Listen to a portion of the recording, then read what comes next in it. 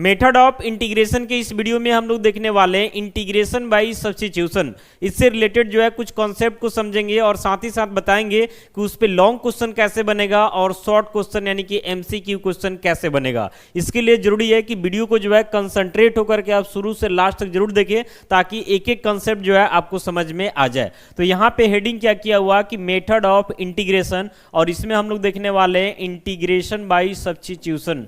Integration by substitution,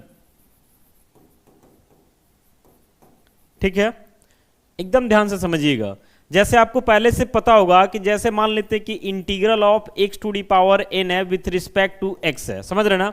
condition है कि n का वैल्यू जो है -1 नहीं होना चाहिए, बाकी कोई भी रियल नंबर हो सकता है। तो इसके लिए फॉर्मूला क्या आता है, तो x to the power n+1 by क्या आता, तो n+1 plus constant of integration क्या लगा देते, तो c लगा देते हैं। वैसे ही मान लेते हैं इंटीग्रल ऑफ 1/x है, यानी एक तरीका से x का पावर -1 समझना है विथ रिस्पेक्ट टू x। तो इसके लिए फॉर्मूला आता है log mod x plus constant of integration क्या आता है, c आता है। यहाँ समझिए कि लॉगरिथम का बेस जो है e छुपा हुआ, ये चीज हम लोग पहले से जानते हैं। अब मान लेते हैं कि अगर आपको क्वेश्चन हम ऐसा दे देते हैं कि integral of ax plus b और whole to the power n कर देते हैं, और यहाँ पे भी बता रहे हैं कि n का वैल्यू -1 नहीं है, और आप इस पे इसको क्या किए कि सेट कर दिए, आप इसको लिख दिए ax प्लस बी का होल टू दी पावर, देख रहे ना, पावर n+1, तो यहाँ n+1 कर दिए और नीचे भी n+1 कर दिए plus constant of integration c लगा दिए। तो उस सिचुएशन में ये जो है आपका गलत हो जाता है। तो ऐसा नहीं है कि इसका एमसीक्यू, इसका शॉर्टकट तरीका नहीं होता, इसका लॉन्ग मेथड भी बताएंगे और शॉर्टकट मेथड भी बताएंगे। यानी कुल मिलाकर समझिए कि integral of ax plus B whole to the power n with respect to x, इससे रिलेटेड जो भी क्वेश्चन होगा उसको लॉन्ग में कैसे सॉल्व करते हैं, शॉर्ट में कैसे सॉल्व करते हैं, ये सब कुछ जो है आपको इस वीडियो में मिलने वाला है। तो बस आपको कंसंट्रेट होकर के वीडियो में बने रहना। आइए बेसिक से शुरू करते हैं।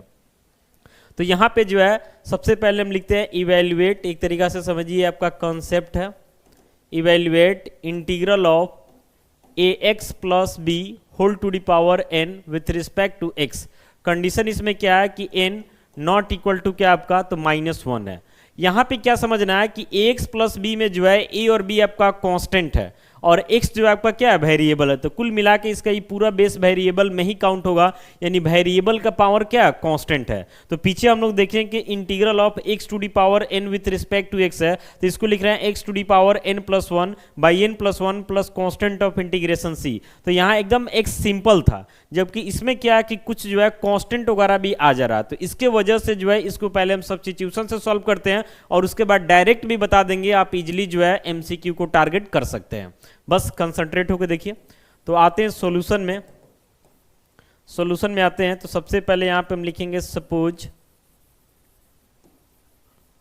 i इक्वल टू क्या, तो integral of ax plus B whole to the power n with respect to क्या, तो x है। अब यहां से हम करते क्या है कि इसका जो बेस दिखाई दे रहा है ax प्लस बी है, बेस थोड़ा सा डिफरेंट है, तो इसी वजह से इस बेस को हम कुछ सपोज कर लेते हैं, कोई अदर वेरिएबल मान लेते हैं। ये x प्लस बी जो है पूरा एक वेरिएबल को ही रिप्रेजेंट कर रहा है, क्योंकि x वेरिएबल है, e और b भले ही कांस्टेंट है लेकिन ये पूरा का वैल्यू फिक्स नहीं है, इसलिए x प्लस बी को वेरिएबल ही समझना है। तो इस वेरिएबल को कुछ सटीक में मान लेते हैं, जैसे u मान लेते हैं, t मान लेते हैं, इस टाइप से कुछ मान लेते हैं, और उसके बाद इसको दूसरे वेरिएबल में कन्वर्ट करेंगे और देन इंटीग्रेट करेंगे। देखिए आगे क्या होता है। तो यहां से हम पुट करते हैं कि we put ax plus B है, मान लेते हैं कि ये आपका t है, t भी एक वेरिएबल समझना है जो ax प्लस बी के क्या है, इक्वल है। अब ये जो है x के टर्म में है, तो हम क्या करते हैं कि दोनों साइड x के रिस्पेक्ट में जो है डिफरेंशिएट करते हैं।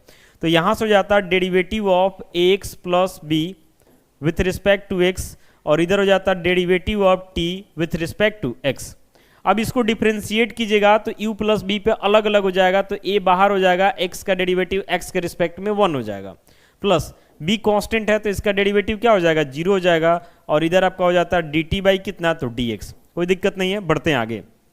a इंटू 1 a प्लस 0 यानी a हो जाता है, और इधर से हम dx को ले लेते हैं, तो ये किसके इक्वल हो जाता है, तो dt के इक्वल हो जाता है। अब इसमें ध्यान से देखिएगा कि यहाँ पे जब हम वैल्यू को शिफ्ट करेंगे, पुट करेंगे, तो ax प्लस बी के जगह तो t डाल देंगे, बाकी जो dx दिखाई दे रहा है इसके जगह भी तो कुछ डालना होगा नहीं, ये भी t के टर्म में कन्वर्ट हो जाएगा। तो यहाँ से हम सिर्फ dx को रखते हैं, a काम को जरूरत नहीं है, तो a को इधर भेज देते हैं। तो 1/a/dt हो जाएगा। अब फाइनली जो है वैल्यू पुट करते हैं तो यहाँ से i इक्वल टू हो जाता है integral of ax plus b की जगह क्या है तो t है और t का पावर n हो जाएगा, और जो आपका dx है इस dx की जगह पे क्या हो जाएगा तो 1/a/dt हो जाएगा।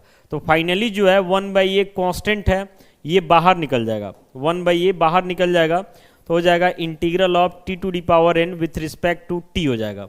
तो i इक्वल टू आपका हो जाता है 1/a, समझ रहे ना, t का पावर n है, t समझिए वेरिएबल है और पावर n क्या है कांस्टेंट है, n के बारे में शुरू में ही बोला गया कि -1 के इक्वल नहीं है, तो ये इंटीग्रेशन के फॉर्मूला पे चला जाएगा तो t का power n+1 by n+1 plus constant of integration क्या आ जाएगा c आ जाएगा। तो ये t जो है एक तरीके से सहूलियत के लिए माना जाता है, तो लास्ट में t के वैल्यू को पुट करना होगा तो i इक्वल टू हो जाता है 1/a इंटू t का वैल्यू क्या था तो ax प्लस b था, इसका होल पावर कितना हो जाएगा तो n+1 और नीचे भी आपका n+1 plus constant of integration c।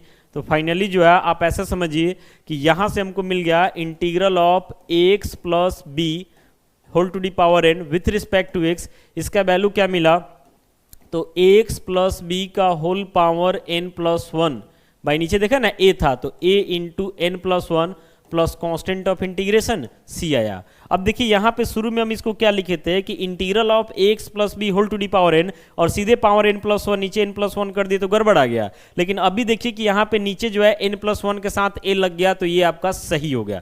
तो यहाँ से आपको हम बता देते हैं कि MCQ रहता तो आप कैसे टारगेट करते हैं।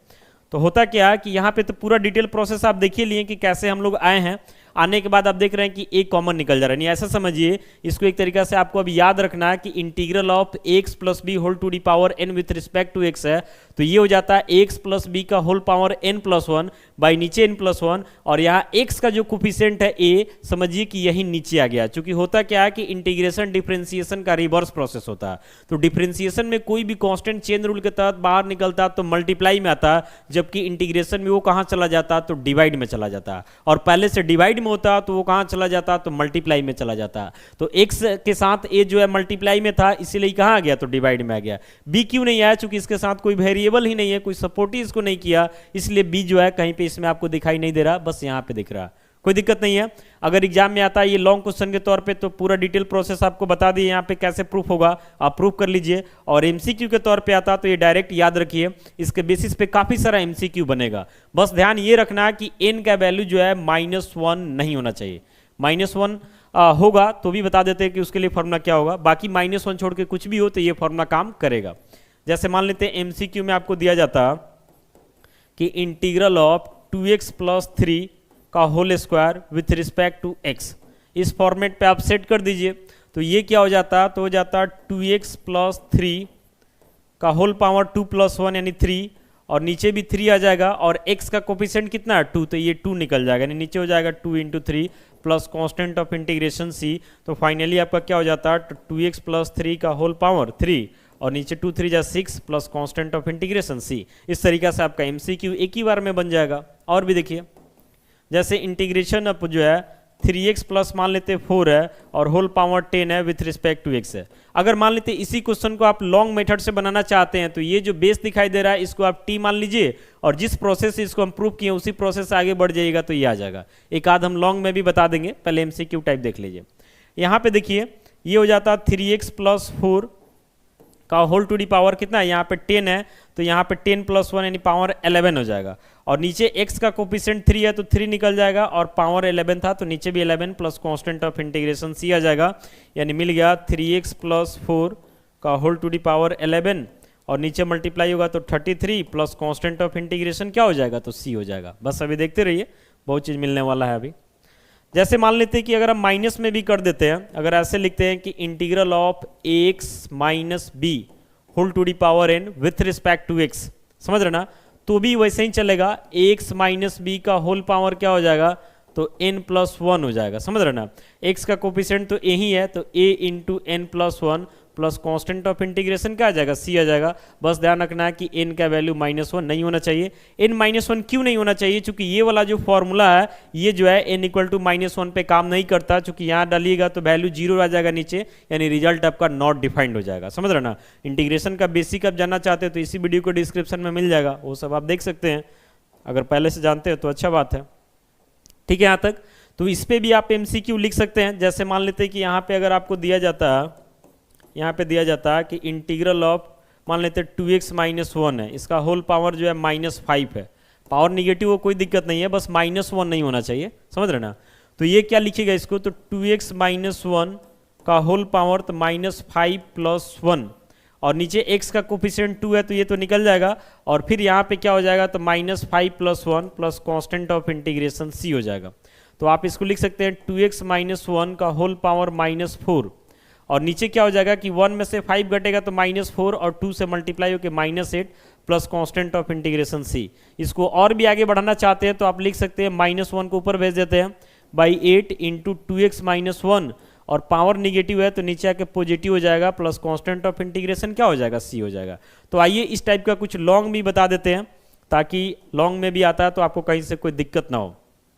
जैसे लॉन्ग टाइप में बताते हैं, देखिएगा, जैसे लिख रहे हैं इवेल्युएट इंटीग्रल ऑफ, मान लेते हैं square root of X plus B है, और विथ रिस्पेक्ट टू क्या आपका, तो x है। देखिए कैसे इवेल्युएट करते हैं इसको। आप इसको शॉर्टकट में भी कर सकते हैं, पहले लॉन्ग में देख लीजिए फिर शॉर्ट में समझा देते हैं।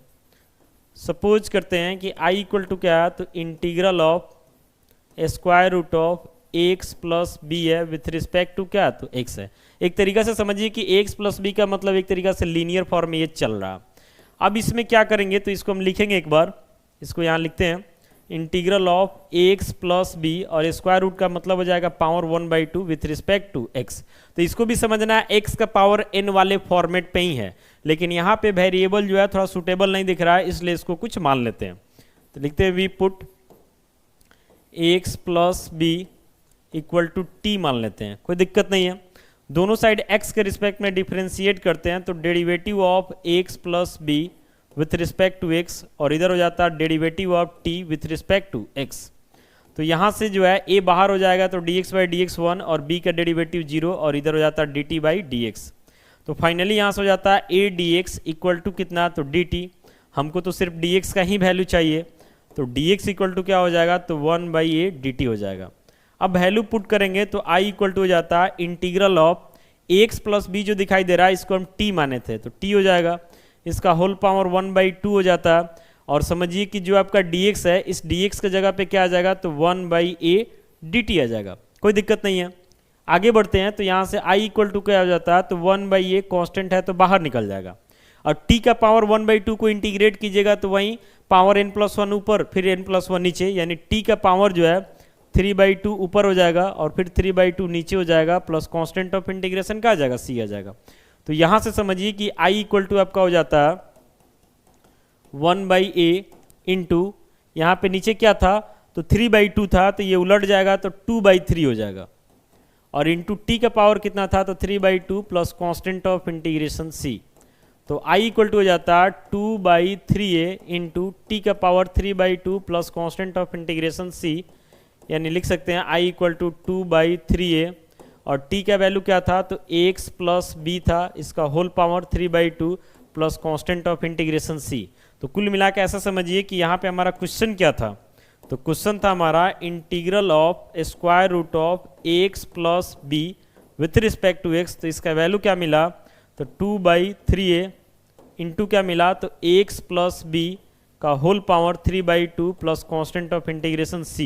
ये आपके एग्जाम में एमसीक्यू में भी आ सकता है। याद कैसे रखना है, तो x प्लस बी का होल पावर 1/2 समझिए।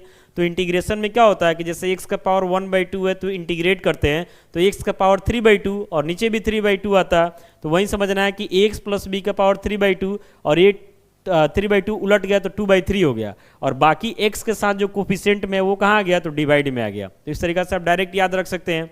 एमसीक्यू अगर आप टारगेट करना चाहते हैं तो देखिए एमसीक्यू भी डायरेक्ट टारगेट हो जाएगा। जैसे integral of square root of मान लेते 2x प्लस 1 है, अब ये नहीं कि ये फॉर्मूला कहीं भी लगा दिए, रूट के अंदर जो है ax प्लस बी के फॉर्म में है तो ही ये फॉर्मूला काम करेगा, कहीं पे भी नहीं लगा देना विथ रिस्पेक्ट टू x। तो आप इसको सीधे क्या लिख सकते हैं, सबसे पहले 2/3 इंटू a, तो a का मतलब x का कोफिशिएंट यानी 2 हो जाएगा, फिर यहाँ पर हो जाता है 2x प्लस 1 और इसका power 3/2 plus constant of integration c। तो ये 2 से 2 कट जाएगा, ऊपर 1, यानी समझिए 1/3 इंटू 2x प्लस 1 का whole power 3/2 plus constant of integration c।